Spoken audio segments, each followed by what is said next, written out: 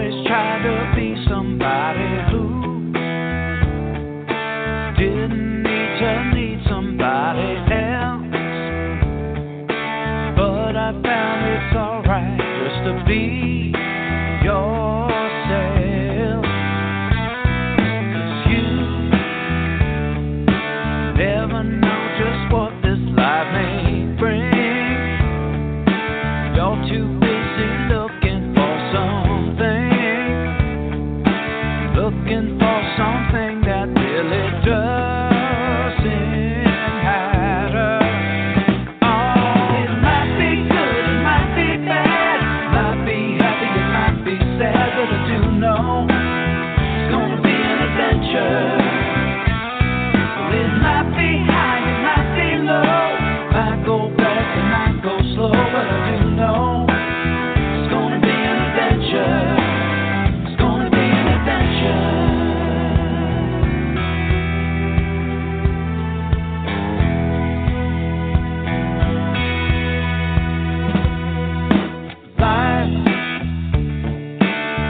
So unpredictable, so I'm gonna fill my time with all the things that keep me in touch with all the things that truly matter. Oh, it might be good, it might be bad, might be happy, it might be sad, but I do know it's gonna be an adventure.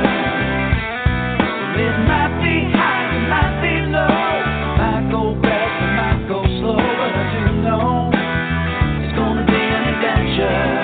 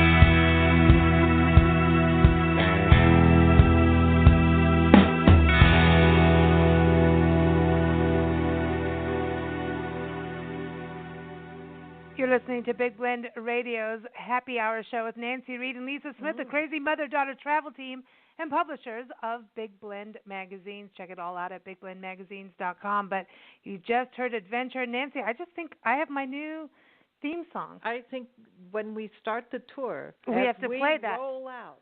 We have to play that. First Drive. That's the song. That's it. You see, that's the song. Everyone, that was Adventure. It is the title track to the debut album by singer-songwriter, multi-instrumentalist Eliot Lewis, and he's a key member of the Daryl Hall and John Oates band.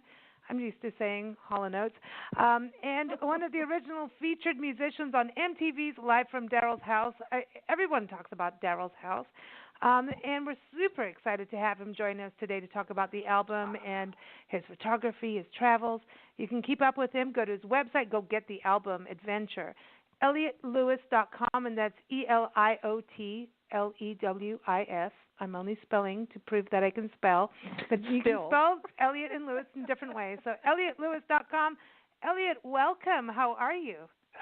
I'm doing fantastic. Thank you. How you guys doing? Oh, we're happy. I mean, you've got an album called Adventure. Are you kidding me?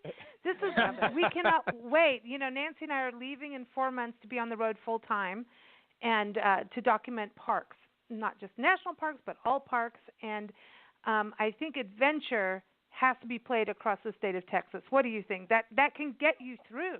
Like, you can do it on replay. That's the test. I think it's going to do well. I like it.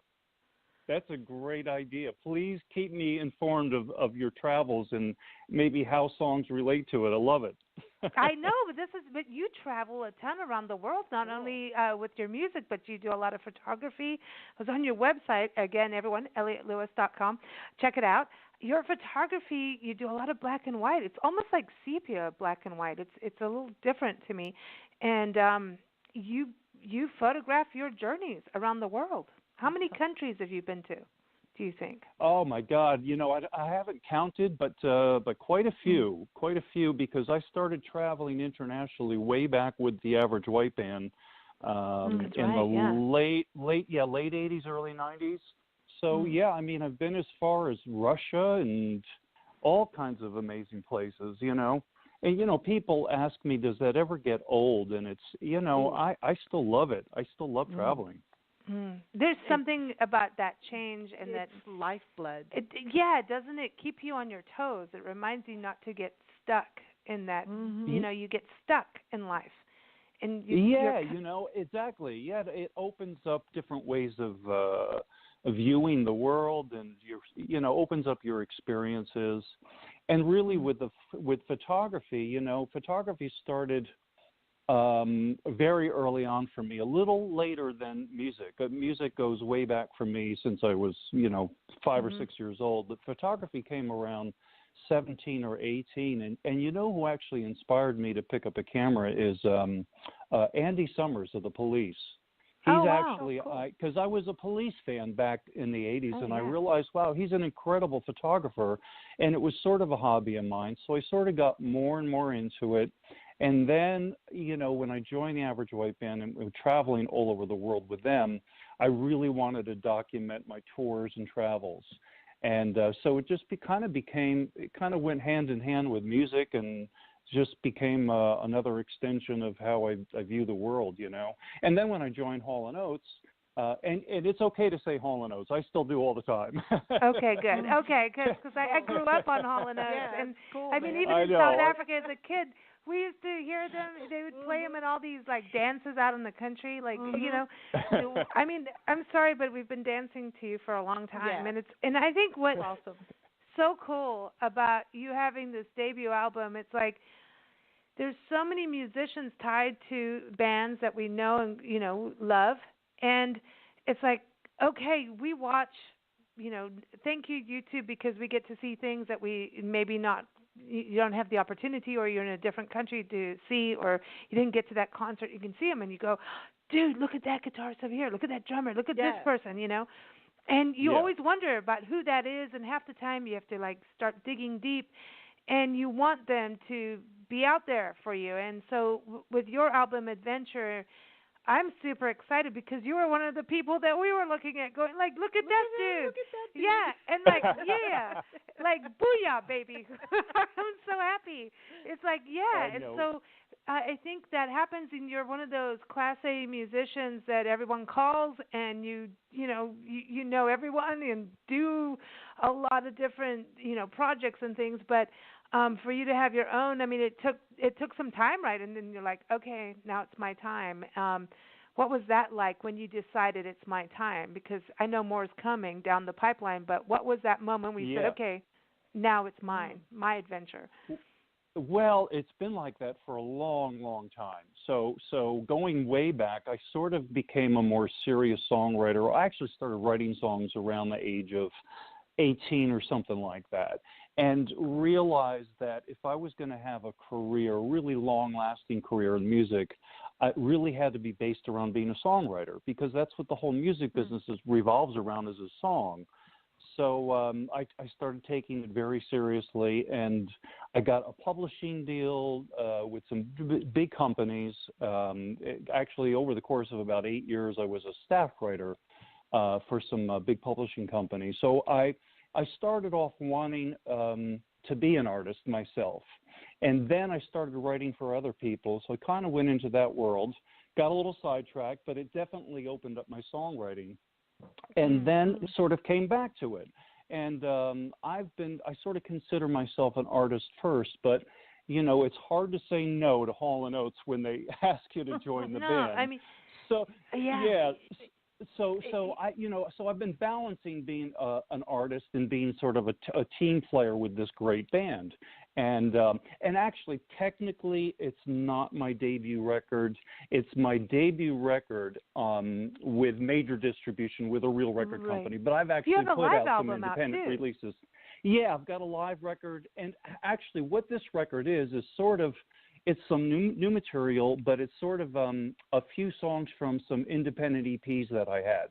And this record company, distributed by Universal, so we sort of cherry-picked the best of the best and put this thing together, and I'm very happy with it. But I have a ton of material, so yeah, being an artist has sort of been my first love for many years. But I love being in a band, and the experiences I've had with Hall & Oates have just been unbelievable, as you can imagine.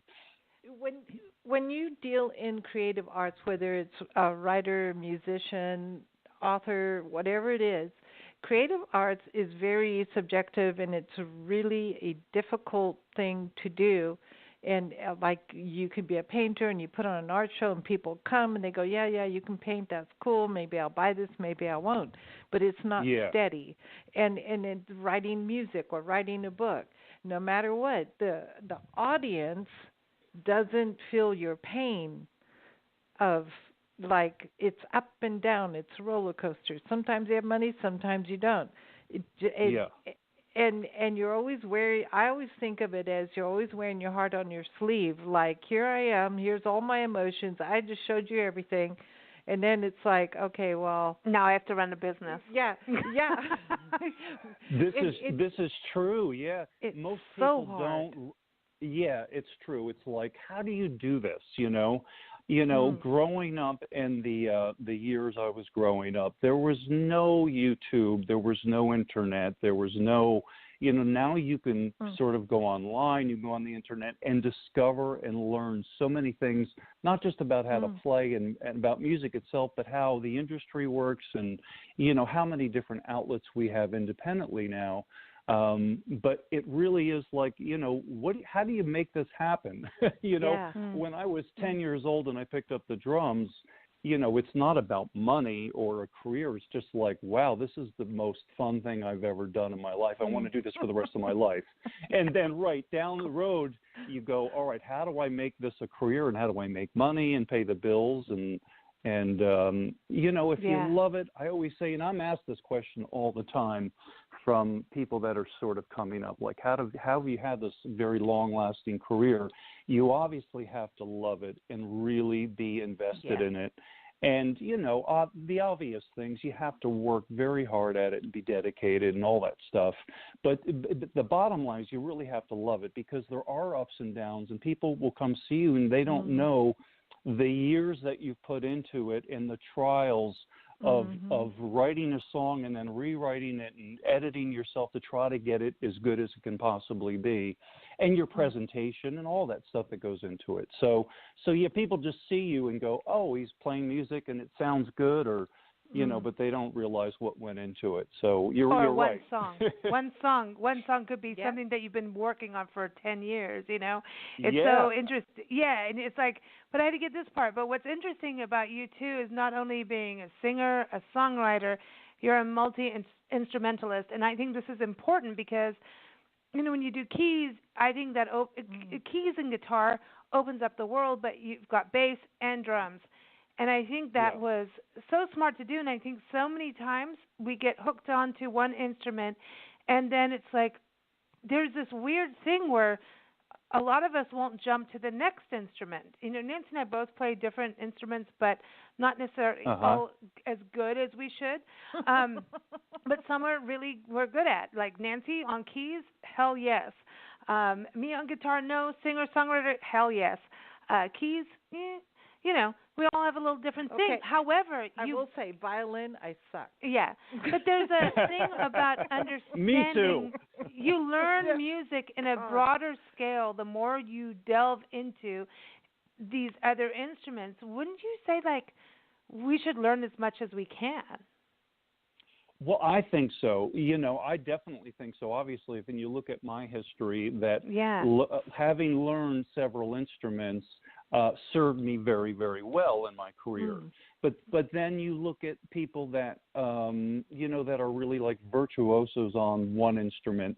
You know, there's different approaches to it, and I'm always envious of people that are just so incredibly proficient at one instrument, and they stand out from the rest of their sort of peers on that one instrument. For me, it was a different journey. When I realized that I really needed to be a good songwriter, I wanted to be a complete songwriter. So I wanted to have an understanding of several instruments so I could write sort of authentically on those instruments. And so that's what led me to sort of pick up a few instruments and sort of be a self-contained musician. You know, I had worked with a lot of different people, but I realized that sometimes it's as wonderful as it can be to have an amazing collaboration with the right chemistry with another person, that sometimes it doesn't always happen and it can slow you down. So I wanted to be, you know, a sort of a self-contained artist. And, you know, it goes way, way back for me when I was a kid with two older brothers that turned me on to so much great music. I remember distinctly there were two artists that I grew up listening to. One was Todd Rundgren, and one was Stevie Wonder. And my brothers would tell me, you know, they played all the instruments on these records. They played and they would overdub, and it was like, you know, a 10 or 11-year-old brain trying to wrap my head around that. But it really fascinated me, and it sort of, I think, ingrained that idea of being a multi-instrumentalist from way back then. So, with the album Adventure, is it all you? Are you bringing people in? No, it's all me. Pretty much all my records are me. Yeah, you're a badass. I mean, the only other. That's cool, man. Thank you. The only other musician is my background singer. You can hear a little bit of female singing in there, and that's it. Other than that, it's all me. Yeah. Wow. Because it has that, like, you feel like you're ready to rock and roll and party. Like, you feel like I want to be in a bar and, like, I want to throw a beer bottle somewhere, but not at anybody. I'm just like, I don't know. I just feel like, no, listen, road trip music is personal. It's an important thing in life. And there is, like, people need to stop their road rage and just turn on good music and get the hell over it. If they turned on music, they wouldn't have road rage. This brings me back to, your music brings me back to some of my teenage years and, you know, teens, 20s, 30s. There's, like, this, I don't know, just get on with it and rock and roll and have a good time and feel something, man. It's like, feel something. There's when you're driving a car and you have music on, there's a rhythm. Now, there are times you go too fast. We will admit that. Don't look at me.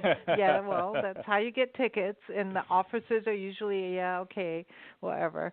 But, you know, there's a rhythm to life, and it comes through music. Yeah. And when you're driving, you need that rhythm. Yeah, everybody should have music on. They shouldn't talk. They shouldn't scream and yell. They should put their phones down, put some music on, and just get drive. on with it. And even if you're in the middle of downtown L.A., there's a rhythm for that. Exactly. Yeah. And people are walking to it too, man. I know. Isn't it funny? We laugh at it all the time. Don't we walk to it, and then all of a sudden, well, you could put a waltz on and see what happens. Waltz makes everybody look weird. But this album, to me, you're I don't know. It brings back, like, old school vibes for me of just being kind of freer. There's like a freer sense to this. Does that make sense? Well, I mean, I'm 44, 45. What age Yeah. am I? I don't know. But I'm in my whatever. I don't want everyone to know. I don't care. mid-40s. Don't ask, there don't you tell. go. But that's where. But there's this stuff, and I grew up in classic rock and blues and everything, and your album to me just takes me back to a place of good. It's honest. Well, thank you. I mean, there's so much great music coming out of the 70s. The 60s are a little too far back for me, but the 70s really. That's a big so much part, of the music. Yeah, so much of the music I grew up with is from that era. So, when I became a songwriter and I wanted to become an artist, I had to sort of kind of figure out, do I want to just chase writing songs that are hits? Do I want to be one of those kind of artists that are, just chasing a niche and like trying to come up with a song that's going to fit on a specific radio channel? And I decided, I love music too much, and I wanted, like you said, hopefully my music conveys a little bit of that freedom. Well, I'm not. I'm kind of writing music that I want to hear myself. And hopefully, somebody else will enjoy that and appreciate it and kind of respond to it. But I think that we're starting to get back to that a little bit. I just, there's so much cookie cutter music out there. Being a musician, you can kind of hear the formula instantly. And it's just refreshing to hear music in whatever genre it is that doesn't conform to some of those those limitations, I guess. I think that's what it's all about. It's really art. It should be free. It shouldn't have these restrictions, and it should just kind of go where it wants to go. You need to know the rules so you can break them. Yeah, I'm a great believer in knowing the rules so you can break them and get away with it. Know your scale so you can play rock and roll later. Exactly. Right? Yeah. So I want to talk about the song "Smile." I have a thing about this song. Number one, "Smile" is like you have your with this. Okay, so the titles of your songs are so like straight up. It's just like, here we are. That's it. Flying, adventure, tattoo, smile. Yeah. Boom. Yeah. Boom. This is it. But it's straight up. And "Smile" is this song that just, I don't know. You have the slide in there, and then you've got this guitar thing that goes, and then you're talking about "Smile." I mean, it's like, to me, this song is like epic. It's cool. Tell me about where did this come from for you? I want to play it. Cool. It's just, like you said, it's a really simple concept, and music is just about how you feel. It's a feeling, and I write from life experiences. I don't sort of make stuff up so much as the songs I write are kind of things that I've either been through or things that I feel or something I've reacted to. So that's a song about somebody that just had this smile that melted my heart. And and it's if you notice musically, that particular song is a tiny bit more country sounding than some of the other stuff. And it really was like, I didn't set out to go like, oh, I want to write a country kind of song. It literally just happened. It kind of wrote itself. And sometimes I always say you got to slide get your out mouth of the way open. of the song. Yeah, when somebody smiles, they're sliding it open. That slide happens, and that's the guitar parts, and then all of a sudden it goes like, okay, now we're going here, and I'm like, oh, I didn't expect that. Yeah, I'm like, okay, I'm ready for this. It's kind of like saying, you know what, I don't really care what else is going on right now. Just smile, that beautiful smile. It makes everything better. That's kind of what I'm saying in that song. Nothing more deep than that. Well, let's play it. I want people to hear this, so hang in there. Cool.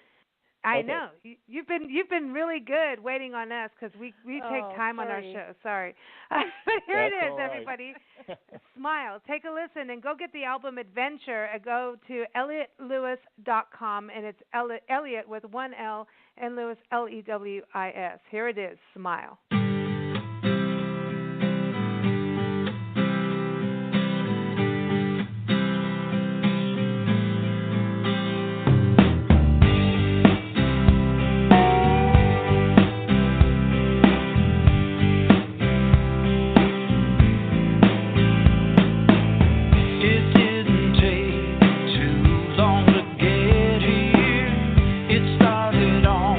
Now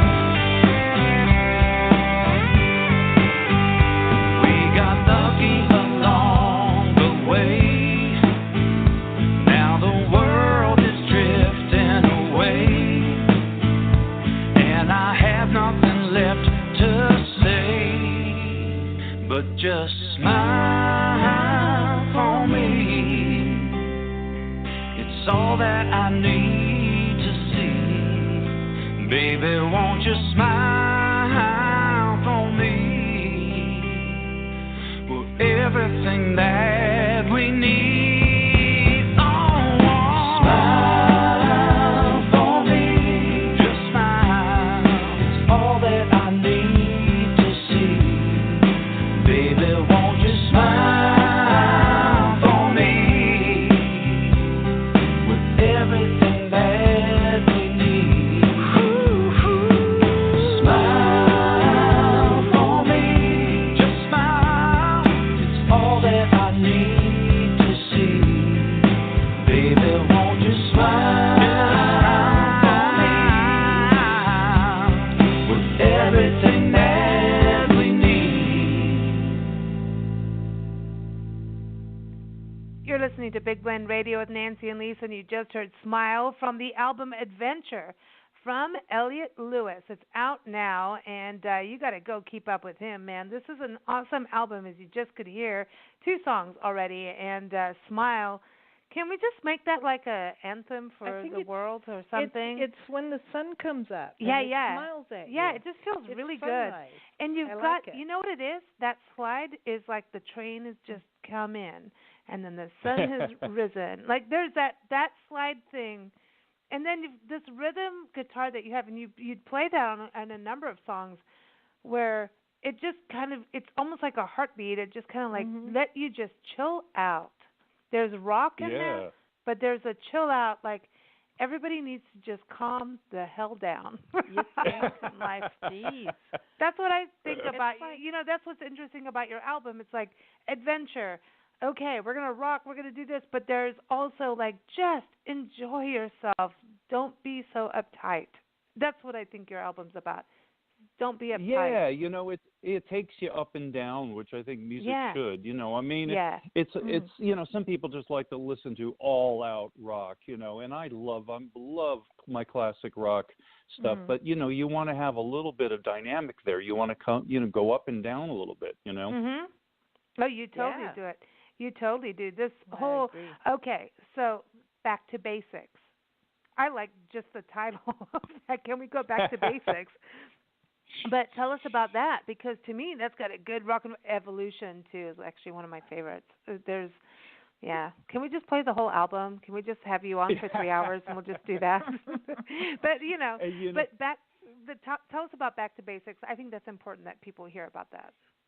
Actually, you know, that song actually goes way back. I actually wrote Back to Basics in one form when I was with the Average White Band, and it's one of those songs where I thought, you know, I want to bring it into my world now. So I basically just kept the title and rewrote everything else.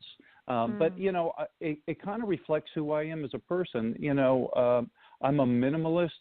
I don't like a lot of things in my life. I just like a few quality things, and you know, life to me is more about experiences than things. So it's just sort of how I look at life and strip it down to its most basic goods, you know. Yeah. And that is exactly how your album is. Yeah. It goes right down to the basics. I love the song soundtrack because it reminds people to look at what you're creating your own soundtrack to your life. You're developing this. It's like every self-help coach should take this song and use it at their TEDx talk. They should. Yeah, you know. It reminds us about going back. It goes back to basics, and it's about you're developing your life. And for me, this is just what I am taking out of it. And just get down to it, and don't have the clutter, because you can't have a soundtrack if you have clutter. Yeah, and you know, soundtrack in particular is sort of, it was one of those sort of reoccurring things for me for so many years, and it was like, you know, wow, like if I was in the car and like, you know, obviously you guys listen to a lot of music in the car, as I do. I've written many songs in the car actually too. Cool. So, you know, I'll be driving and a song will come on the radio that I haven't heard in so long. And I'm like, oh my God, I haven't heard that song, and it brings me right back to a certain time and place in my life. And it's like the memories are so clear. And I realize there's not many things that do that in life. other than music. I mean, you can forget what you've had for breakfast by the afternoon, but you can hear a song and remember the lyrics to something that you heard 20, 30 years ago, which is a really, really powerful thing. So I thought this concept needs a song about it. So, and I did a video for it too. And you know, I've been so fortunate to work with all these amazing people. So I started out on this quest to have all these sort of cameos, and Daryl and John were in it, and Kevin Bacon and his brother. But I had intended on all these different artists to be in the video, but I realized that was going to probably take about 2 years to make. So yeah, I had to consolidate. I had to consolidate a little bit, but yeah, you know, they're just all these songs are just, you know, different things that you know, conjure up a certain way of thinking. You know, they're not all about boy meets girl and all about romance. They're about different things in life, you know. Yeah. I just think that, you know, in our lifestyle today, we are like pummeled with things coming from every direction. And I think we get nervous you have this choice of shut down completely, or how do I get rid of half of the stuff that happens? You know, and it's like, you know, and then, okay, you're right. We love road trip music because you can just close the windows of the car, put the music on, and drive into the horizon. And, you know, okay, downtown L.A. is a little different, need different music, but at the end of the day... Texas, man. Yeah, the wide open road, and just, you know, probably more than half, probably 75% of the things we have, we really don't need. Yeah. And it causes stress. And it's the same in music. We don't need half of the stuff that people put in music, too. It's about getting down to the nitty-gritty and feeling that stuff. You know, I feel like sometimes music gets so cluttered. It's like, what the hell? Where's your melody, man? You know, I know. You know what I mean? Your album, I could put it in. I'm like, I understand what he's saying. I understand the melody. I can groove immediately.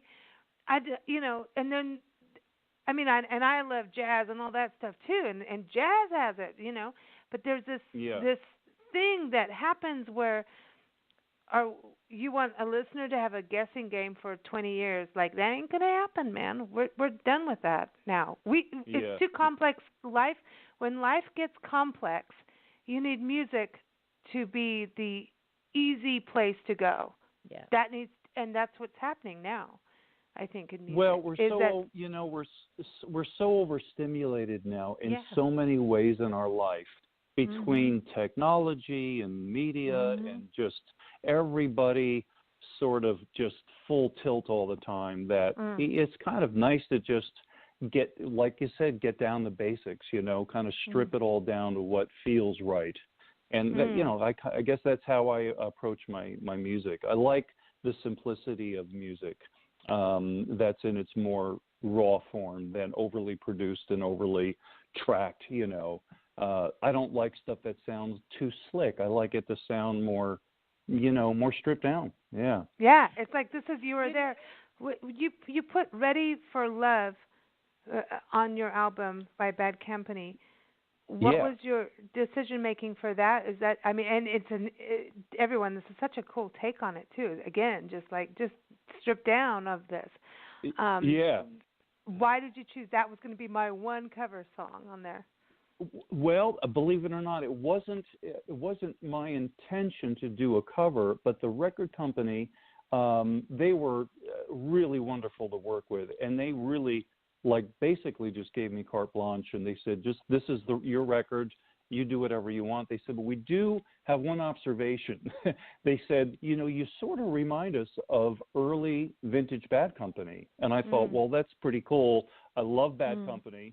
So I get that, and they said, would you consider doing a cover? And I said, yeah, absolutely.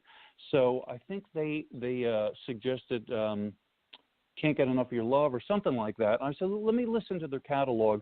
And I went through some of their songs, and I just love that song so much, Ready for Love. It's such a beautifully written song, and it goes really nicely with Adventure and some of the other songs. So I kind of rewrote some of the chord structure on it. So it's much different than their version, but you obviously get the song and get the melody and the great lyrics in it.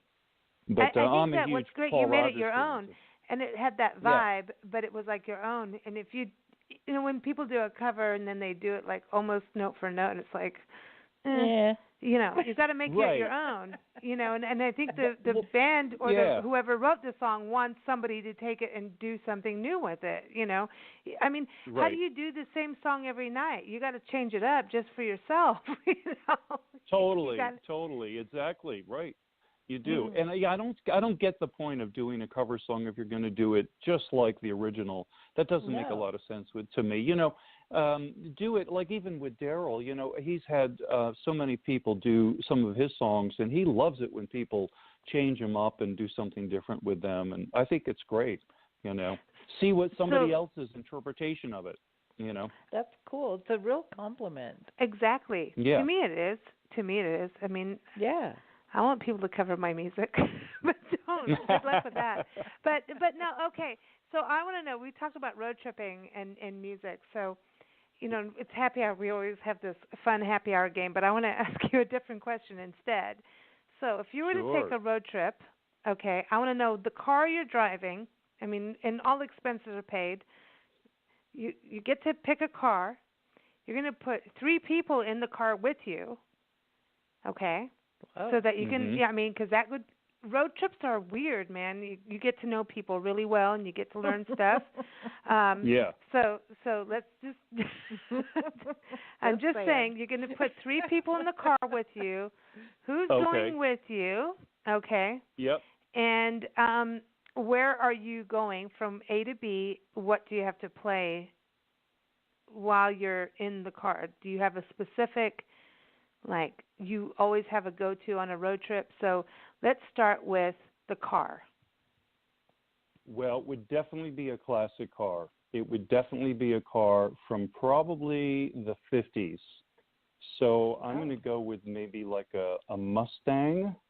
Cool. Something like that, and probably a convertible, because you want the wind in your hair, you want to be a part of the earth, you want to feel the sensation, so definitely convertible.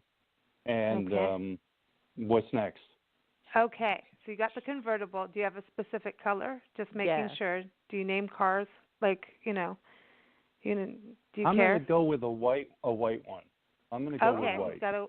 All right, so you got the convertible. So who is going in the car with you? 3 people, alive or passed on. Anybody that you want to sit, maybe you want to reconnect with, or someone you've always wanted to meet, so you can pick their brains in the car and have a good conversation. Well, or craziness. Complete craziness. You never know. I've got 3 people picked out, and 2 of them I've had the great fortune of working with, but I haven't. When you work with them in the situation I do on Live from Daryl's House, you have very, very limited time to interact with them. But they're some of my heroes. And I would say, so the one person out of these 3 I haven't worked with that I have been listening to all of my life and heavily influenced by is the great guitar player Jeff Beck. Yes, so he would be. I was like, he would be one. Please pick him. Please pick him. And I want to film this. Okay, because Jeff Beck is the man, dude. And his best. And what he did with Tal Wilkenfeld, the bass player. Oh my God! Seriously? Yes. I know. He plays guitar unlike anybody else on the planet. And I've been listening to Jeff Beck since, oh my God, all of my life, since I was about 5 years old. So. Strangely enough, I've never seen him play. Is he sitting? He's sitting shotgun with you. You're driving, so he's sitting shotgun. He's sitting shotgun. Yeah. Heck yeah. And then I would have his friend, who I also got to play guitar alongside, Billy Gibbons, in the back seat, because he is a badass and he's an incredible person, and he's so well spoken and so interesting and so deep. I would have him. And I would also have Rick Nielsen, my other guitar hero. who Dude. really, Wow. if I have to look at one person that sort of actually inspired me to start writing a song, it's Rick Nielsen.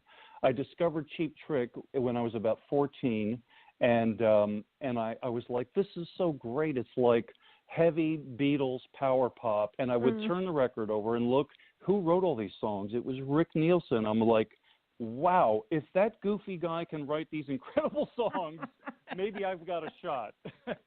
I love this. So, I love this. He's, I mean, one of my childhood heroes, and he was on Daryl's House. So, but I didn't get a lot of.